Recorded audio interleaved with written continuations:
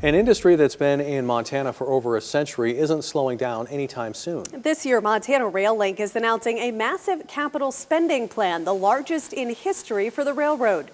In the plan, new technology that will put an added layer of safety on trains. Tonight, we give you a behind-the-scenes look at Montana Rail Link and what lies down the tracks for the future.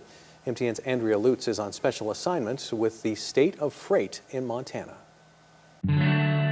Back 100 years. Railroads were very instrumental in really forming the West.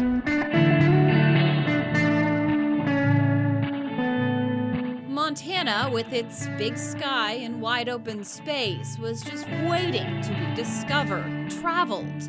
And so it began. The national parks, including Yellowstone and Glacier National Park, were formed largely in part due to the railroads. Montana, in large part, finds its history and shared history in the railroad business.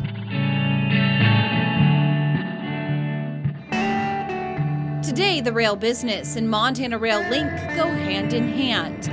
This isn't your 1800s railroad anymore. Technology evolved.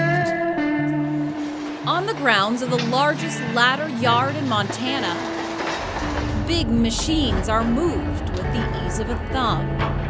Stand at the end and you have a little remote and you run it. And much like that locomotive there, you can run that locomotive from a long ways away. Mark Turner's a general foreman. EMB SD40-2, it's the model of the locomotive.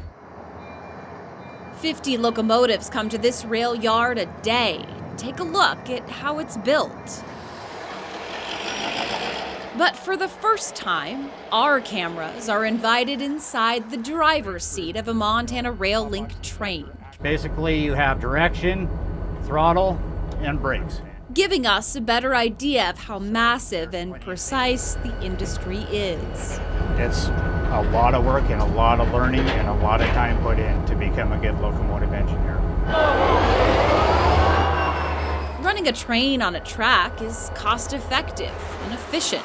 In comparison to the trucking industry, a train can haul 1 ton of freight 500 miles on a single gallon of diesel fuel. It's a lot of trains, a lot of freight. Laurel operates like a grid. 24 trains come in a day. 12 go east, 12 go west. To put it mildly, there's a lot going on.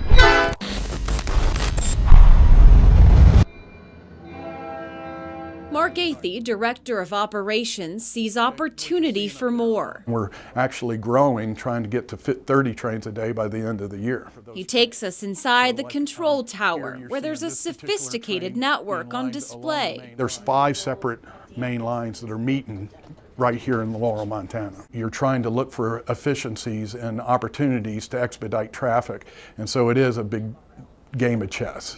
Train masters and mechanical foremen working together as a team to build a train and depart it through the terminal. If 1,500 cars come through here a day and 8 trains are built, well, that's a lot of coordination. You know, it's challenging, but it's also, fun in a way. And the challenge continues. In the coming year, MRL is set to change course again, pumping $95 million of new technology into their product and into our state. This year will be the highest we've ever spent, the biggest number we've ever spent at Montana Rail Link in our history. Set to install something called positive train control. It can overpower a train remotely and even stop it automatically before a crash. Centralized train control will allow a dispatcher in Missoula to monitor a train in Billings and align switches in an instant. It certainly is an evolving business. In the late 1880s, people think that trains are kind of stuck in that technology. And yes, the physics of steel on steel is very much the same, but everything else has drastically changed. So we're looking towards a future, and it's anything but that technology from the 1880s.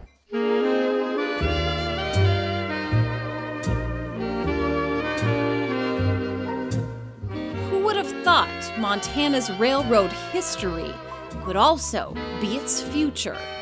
I see a very long glide path for railroads in Montana, and at Montana Rail Link, we're certainly going to be a part of that, and we're putting in the necessary dollars every year to make sure we are part of that. In Laurel, Andrea Lutz, MTN News.